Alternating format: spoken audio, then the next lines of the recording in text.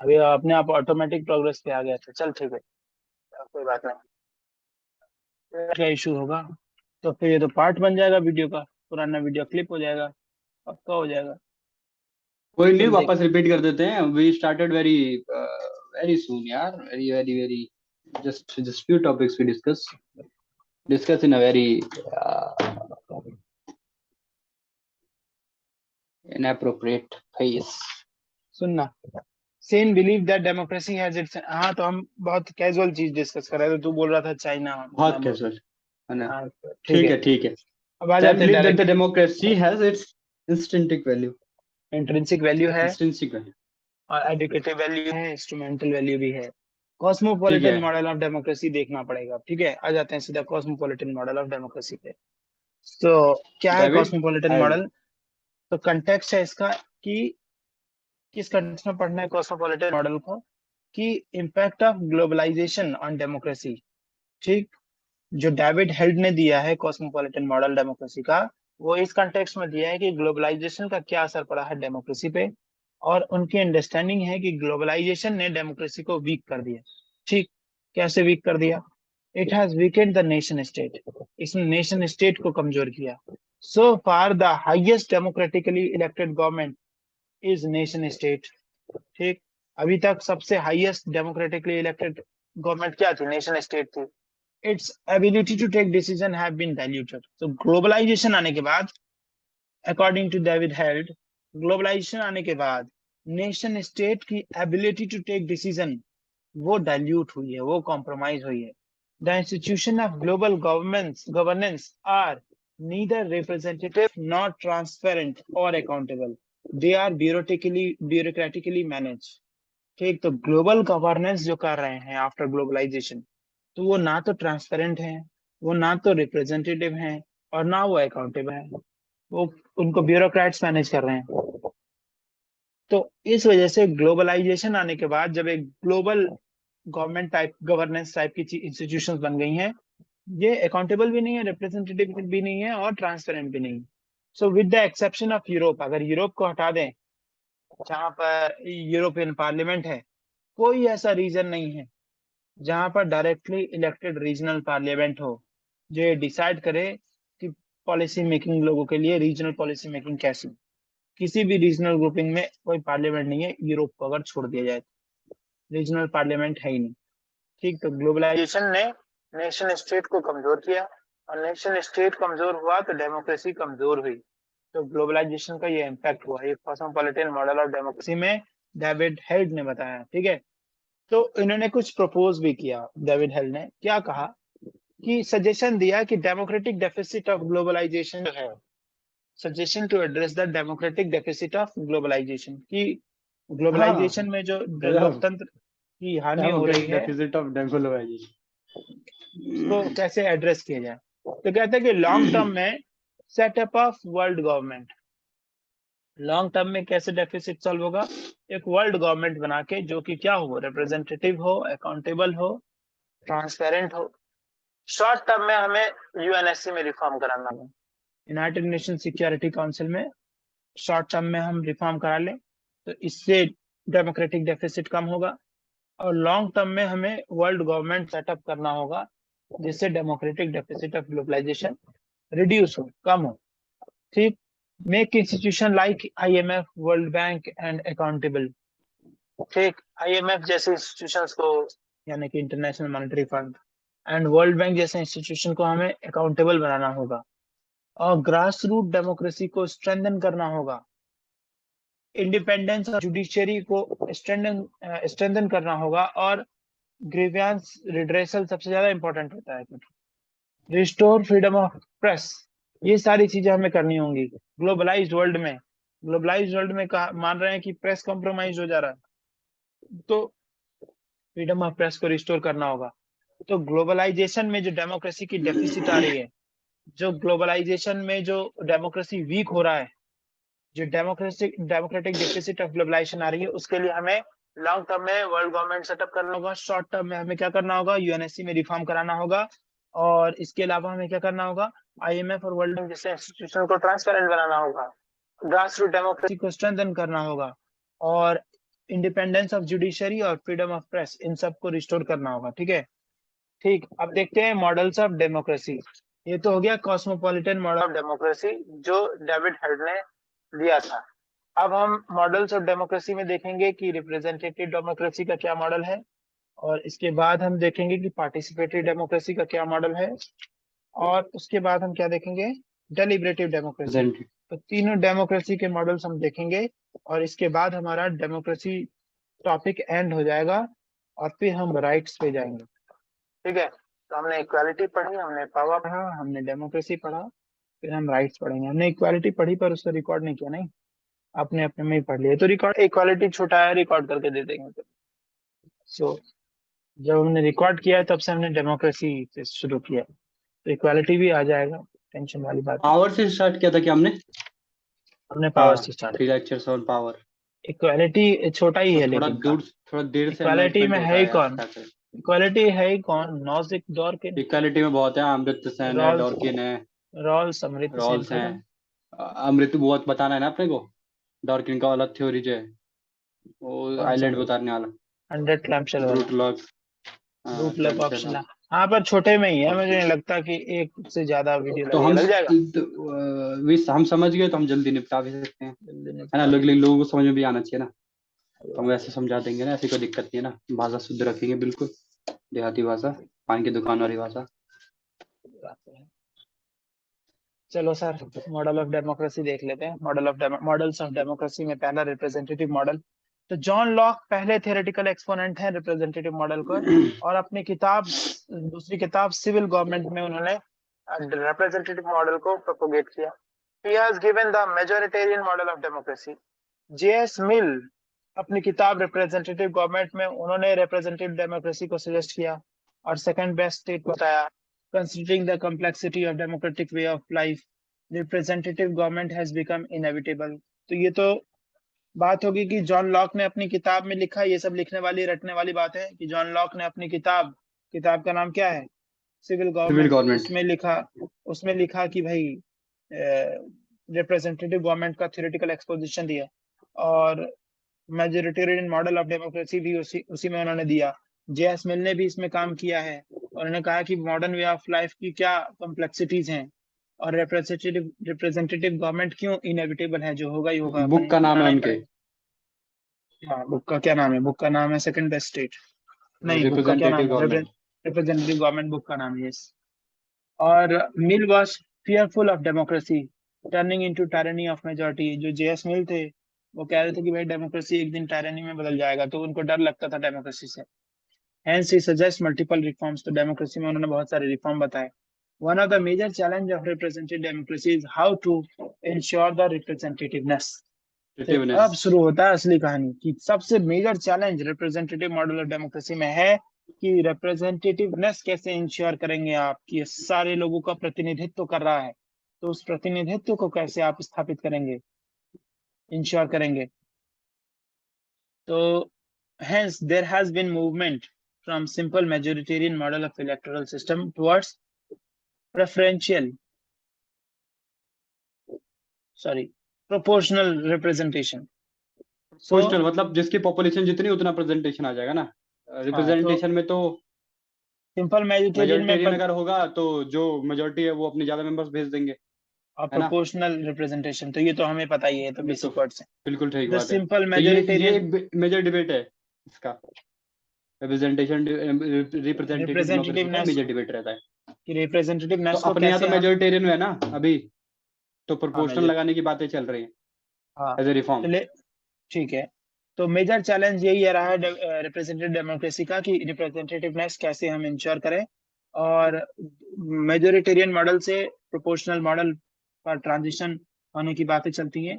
Simple majoritarian system से क्या होगा कि मेजोरिटेरियन मॉडल में टायरनिया हो जाएगी मेजॉरिटी की एक दिन, और प्रोपोर्शनल रिप्रेजेंटेशन में क्या होगा कि डेमोक्रेसी कैसा रहेगा, कॉन्स्टिट्यूशनल रहेगा, कंसेंसस बेस्ड रहेगा। चाहे वो मेजॉरिटी ना भी हो, माइनॉरिटी भी हो, लेकिन उनका प्रोपोर्शनल रिप्रेजेंटेशन रहेगा, तो उनसे भी कंसेंसस बना के पॉलिसी लेनी पड़ेगी। तो उसमें डेमोक्रेसी कैसी होगी, कॉन्स्टिट्यूशनल मतलब कंसेंसस बेस्ड।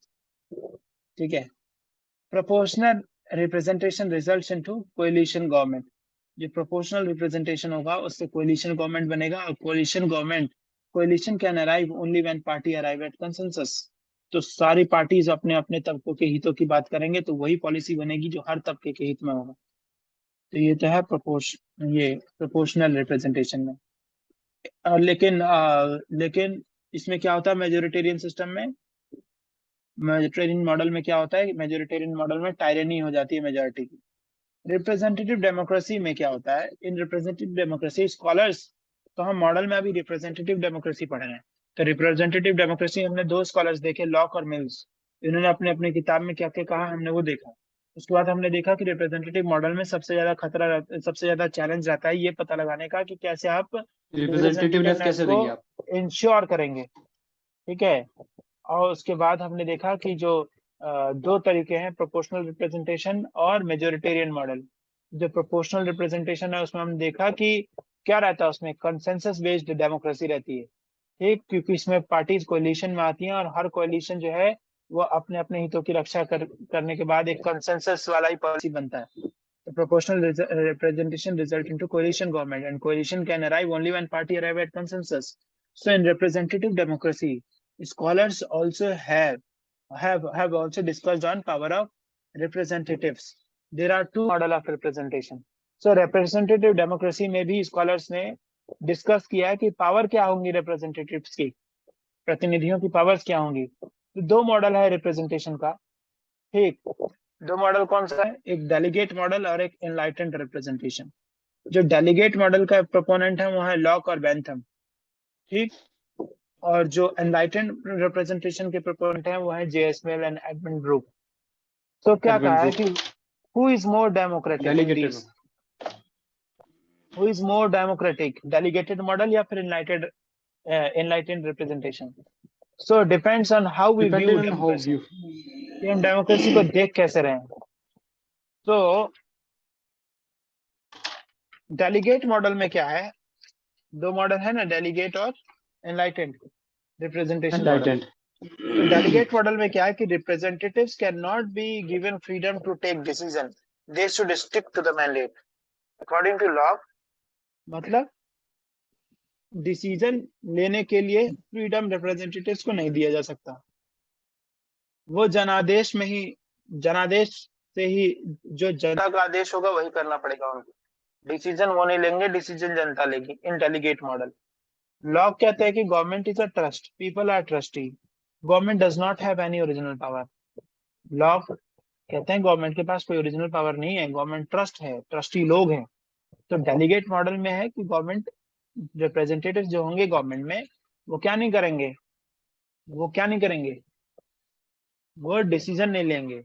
डिसीजन कौन लेगा, जनादेश जो आएगा जनता लेगी, डेलीगेट तो मैंडेट को पे ही उनको काम करना पड़ेगा, जो अरे मैंडेट जनता हुआ। कुछ काम करने के लिए भेजेगी, बोलेगी ये काम है तू करो बस, इससे ज्यादा कुछ नहीं करना तुमको, तो डिस्क्रिप्शन यूज नहीं करना अपना, उसी काम को जो जनादेश काम कहते हम हैं। तुमको दिए हैं उतना करके तो हमको दे दो बस, बस। तो ये कहना बाकी कि ये काम तुम्हें करना है यही तो जनादेश है, जनता का आदेश, यही तो मैंडेट है। तो मैंडेट करके दो, मैंडेट को फुलफिल करो अकॉर्डिंग टू लॉ।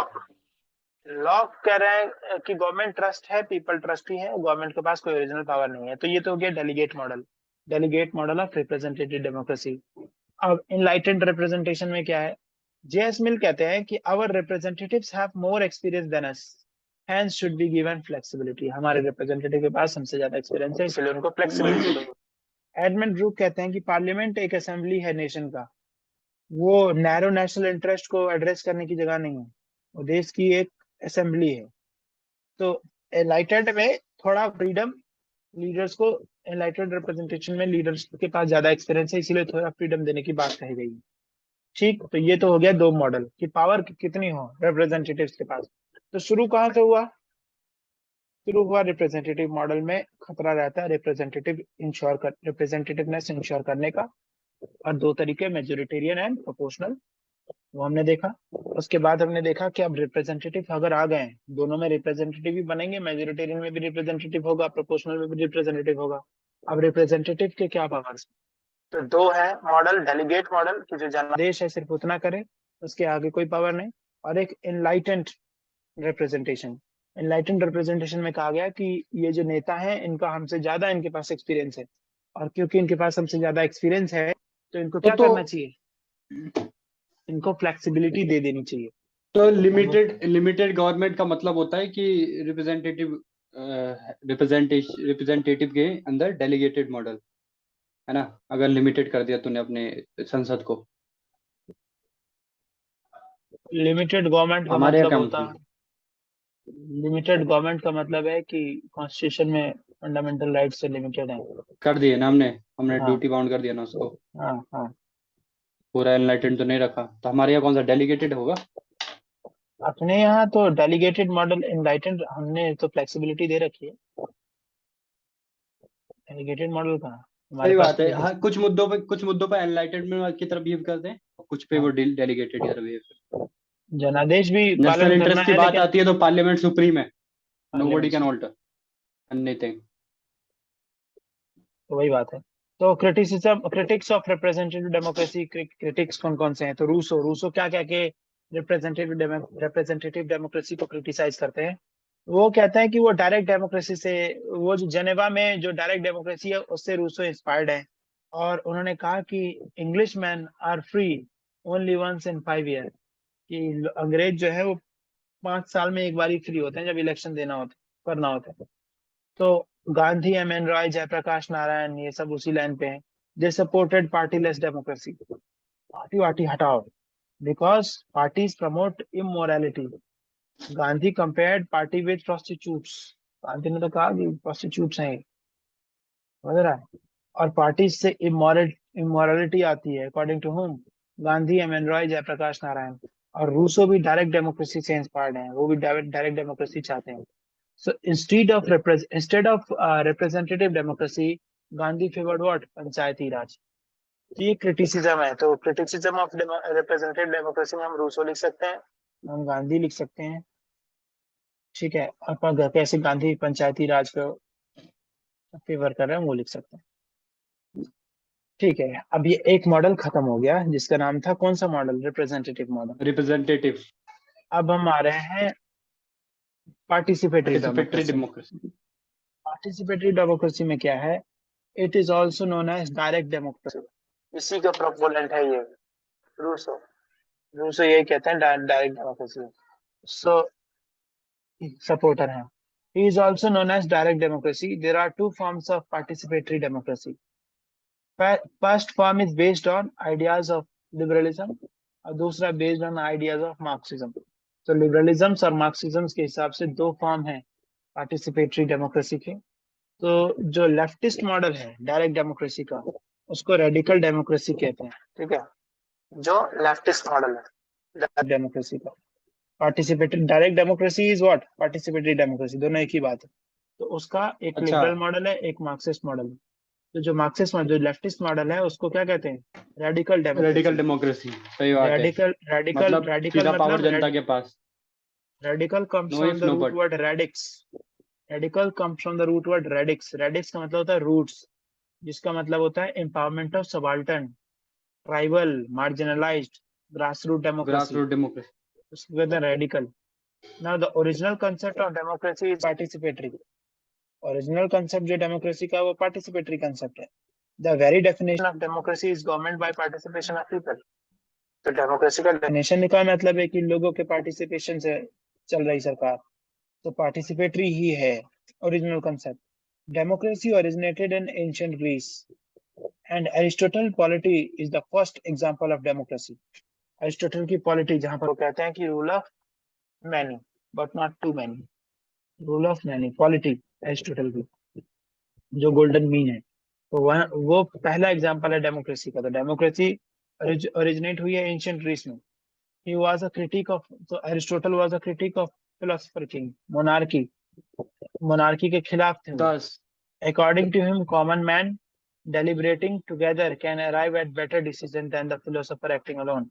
तो अरिस्टोटल कहते हैं फिलोसोफर अकेले बैठ के सोचेगा उससे अच्छे कानून आम लोग जो फिलोसोफर नहीं होंगे लेकिन एक साथ बैठ के बनाएंगे वो कानून अच्छे होंगे, और बजाय बेहतर उसके जो होगा। फिलोसोफर अकेले बैठ के सोचे। हाँ, दस अरिस्टोटल फेवर डायरेक्ट डेमोक्रेसी, तो अरिस्टोटल ही डायरेक्ट डेमोक्रेसी फेवर किए। though he was criticized for taking a very narrow view of citizenship. लेकिन सिटीजनशिप जो इसमें पार्टिसिपेट करेंगे वो सिटीजन होंगे, और सिटीजन उनके हिसाब से बहुत नैरो बेस था सिटीजन का। महिलाएं सिटीजन नहीं हो सकती, बच्चे सिटीजन नहीं हो सकते, स्लेव सिटीजन नहीं हो सकते, और सीनियर सिटीजन भी सिटीजन नहीं हो सकते। तो उन्होंने सिटीजनशिप का दायरा बहुत छोटा रखा है, इसके लिए वो भले ही क्रिटिसाइज किए जाते हो, लेकिन डायरेक्ट डेमोक्रेसी जैसी पुख्ता बात उन्होंने कही अपनी किताब पर की। ठीक है, तो डायरेक्ट डेमोक्रेसी के पहले प्रोपोनेंट एरिस्टोटल देख लिया हमने। उसके बाद रूसो। डायरेक्ट डेमोक्रेसी हम जानते हैं लिबरल और मार्क्सिस्ट अलग अलग होता है, आगे अगर क्लैरिफाई होता तो कर देंगे। और लेफ्ट में, लेफ्ट का डायरेक्ट डेमोक्रेसी को रेडिकल डेमोक्रेसी भी कहते हैं, क्योंकि वो एम्पावरमेंट की बात करता है। किनकी? रूट्स की। रूट्स सबाल्टर्न कौन है? क्लास, रूट्स हैं सबाल्टर्न, रूट्स हैं मार्जिनलाइज्ड ग्रुप्स और ट्राइबल्स। ट्राइबल्स।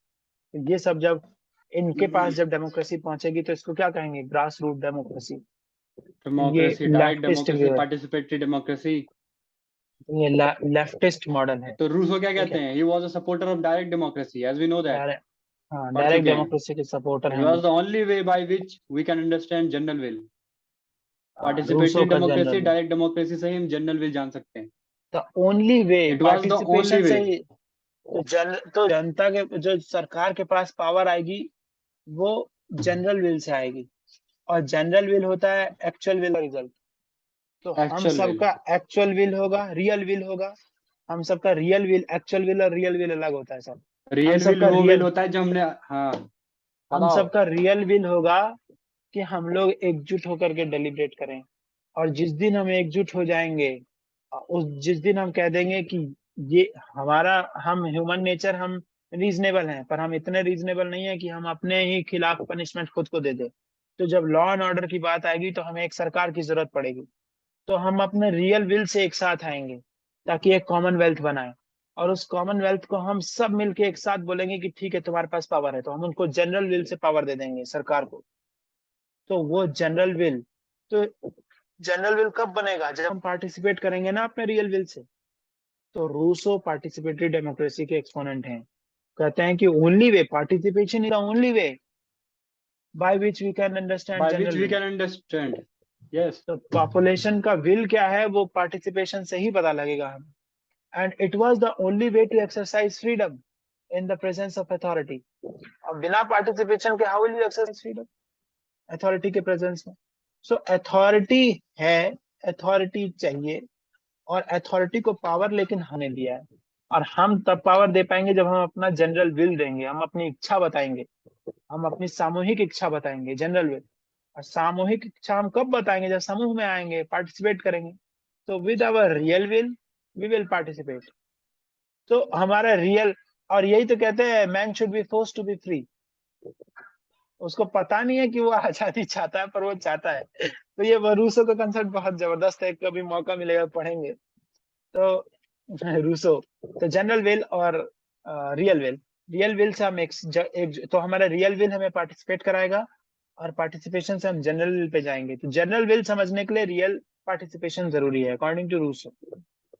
तो जनरल विल, गांधी। ठीक है, it was the only way to exercise freedom in the presence of authority. अब गांधी जी थर्ड प्रोपोनेंट, उन्होंने भी फेवर किया partyless democracy, for which he has given the model of panchayati raj which is based on his idea of power।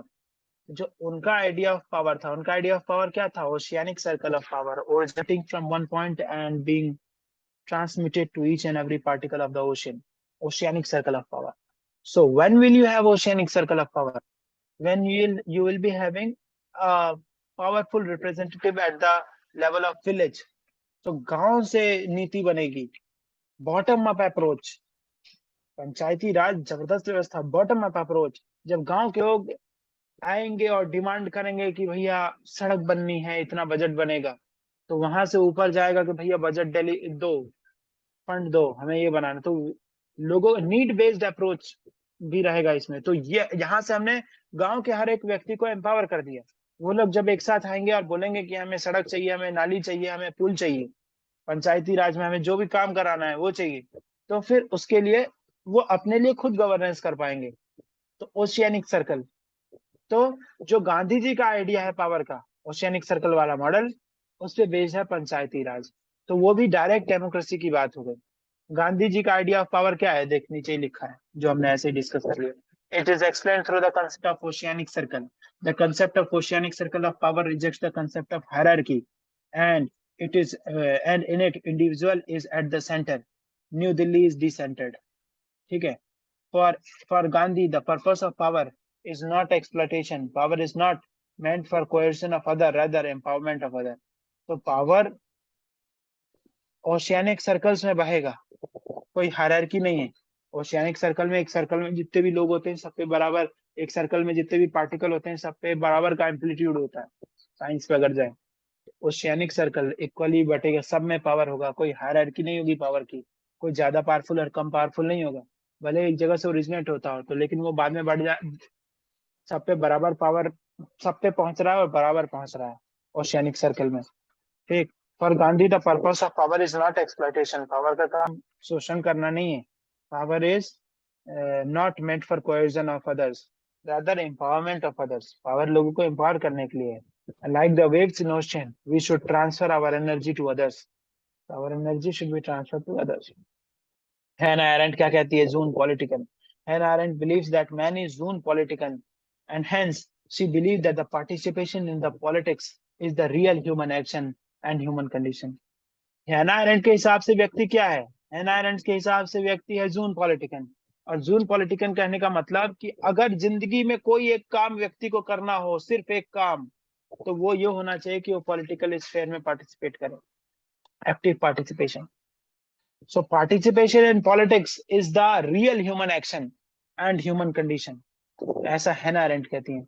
तो participatory सही बात है। और जो कहते हैं कि प्रोपोनेंट। भाई राजनीति बहुत बुरी बात होती है, हमको राजनीति नहीं करनी चाहिए, हमको दूर रहना चाहिए राजनीति से, तो हन्ना अरेंट के पास ले जाना पड़ेगा। बुरी बात होती है तो ठीक है भैया, शुरुआत मजबूरी में किए थे, अब मजा आ रहा है, लेकिन पार्टिसिपेट तो करना पड़ेगा। बुरी बात होती है तो होने दो, बुरी बात, हम भी बुरा कर जो लेंगे। जो जो ज्यादा अमीर है वो 100 रुपए दे दो, जो थोड़ा गरीब है 10 रुपए दे दो, लेकिन चंदा सबको देना पड़ेगा। चंदा सबको देना पड़ेगा, साहब बाप।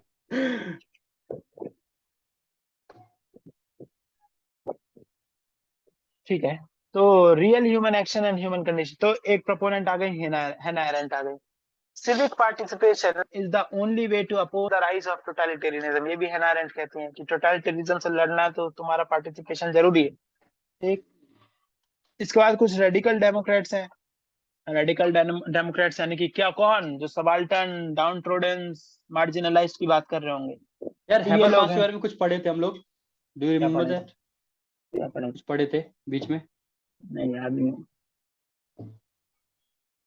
हैबरमास पढ़े तो हैं, रिसेंटली ही पढ़े, तो रिसेंटली पढ़े हैं तो पावर में पढ़े होंगे, पावर में पढ़े हैं, लास्ट में पढ़े हैं, तो पावर के लास्ट में हम क्या मार्क्स पढ़ने वेबर लगे? का क्रिटिक थे हैबरमास। मैक्स वेबर के क्रिटिक थे। और मैक्स वेबर क्या थे? क्या मैक्स बोले थे? वेबर के लिंक विंक करना पड़ेगा, ये तो थोड़ा चार्ट इसीलिए वार्ट लिख बना। लो ना, लिख काहे नहीं रहे हो तुम? रिवीजन क्या ओझा सर की बात सुनते हो कि नहीं? हम सोच करते रहे हो हैं कि तुम बदतमीजी लिख फिर के से। बताओगे। हम लिख रहे हैं क्या आज से, तुम हम आज से लिए हैं प्रण, तो फ्लो प्रीवियस चार्ट थोड़ा बना नहीं है रहे, हमारा। फ्लो चार्ट बना रहे होगे तुम, हम तो यही सोच रहे हैं। हम बना रहे हैं, आज से बना रहे हैं, इससे पहले हम नहीं बनाए, अब बना रहे हैं। अब हम एक्टिवली पार्टिसिपेट करेंगे, actively participate in the politics to ensure that the totalitarianism is not there. Every time I come I forget everything. ठीक है, ठीक है। तो एक बार रिवीजन लगा लेंगे, कोई दिक्कत नहीं है, घबराइए मत मिश्रा जी, जहाँ आप घबरा गए वहां आंदोलन खत्म हो गया। घबराने का नहीं, आंदोलन में घुसे कहै छै ने, की कहै छै, पोखर में मुंह समाट के दौड़, वह वाला बात छै। चलो, radical democrats in India, M N सब रॉय। टाइटल नहीं है दोस्तों, समझ लो जाके। सब ऐसा ही बता, समझना पड़ेगा। कमेंट्स में पूछ लो, बता देंगे। In India, M.N. Roy supported radical democracy. Among the prominent theorists of radical democracy are so Habermas, Nancy Habermas. Fraser, Saila Ben Habib, yes, and Jacques Pinciere. यार कैसे कैसे नाम है? Jacques Ranciere and Chantal Mouffe. कुछ नाम है दोस्तों, मारो इनको गोली। अकॉर्डिंग टू हैबरमास, हैबरमास क्या कह रहे हैं ये देख लेते हैं। रेडिकल, हाँ समझ गया गोली मैं मत हैबरमास। मारो, don't take it in literal sense, I apologize. according to Habermas, the only basis to treat a political party as legitimate is that it should be outcome of people participation in ideal speech situation. Legitimacy में पढ़ा था हमने Habermas. समझे मिश्रा जी? समझे कि नहीं? हाँ, legitimacy legitimacy. में पढ़ा था कि जो कार्ल मैक्स को शायद ये क्रिटिसाइज किए थे कि तुम कहे कि आंदोलन होगा, कहाँ हुआ? तुम कहे थे कि ओवरथ्रो होगा, कहाँ हुआ? हाँ, तो क्यों नहीं झूठ हुआ? झूठ क्योंकि बोले, लोगों ने लेजिटिमेसी दे दी. तो दे ये दी। कह रहे हैं कि only basis to treat a political party as legitimate is that it should be outcome of people participation in ideal speech situation. Ideal